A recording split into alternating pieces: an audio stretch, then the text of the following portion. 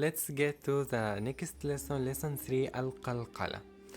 Alright, now we are moving to a rule that give energy and bounce to your recitation, and it's called al-Qalqalah. Think of Qalqalah like vibration, if an echo sound. When you hit these letters, you give the little bounce to the letter. The rule is simple. If you have any Qalqalah letter with sukoon on them, meaning no vowel, you read it with echoing sound. It doesn't matter that it's in the middle of the word or at the end.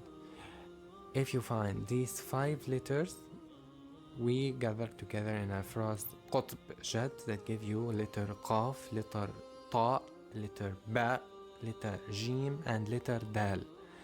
Now this letter can be sakin in 2 ways. Either they are literally have sukoon sign on them, or they become sakin because you stop on them. Now here is where it gets interesting. There are 3 types of qalqalah. They are based on strength: strong, medium, and weak. For the first one, the strongest one, it happens at the end of the word.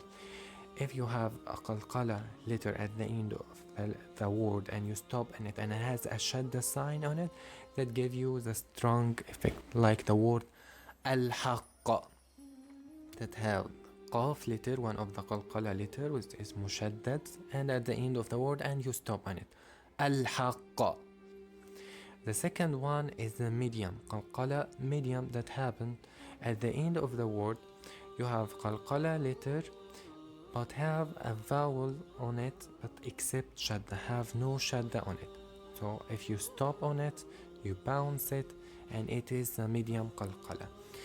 And we say like al-kitab. Let's get to the final one. It's the weakest qalqalah, qalqalah weak. That's happen at the middle of the word when you have one of the qalqalah letter and you are continuing your recitation. You still bounce it, but lighter and quicker, like the word qabl. Qabl. You pronounce the qalqalah, the echoing sound, but lightly.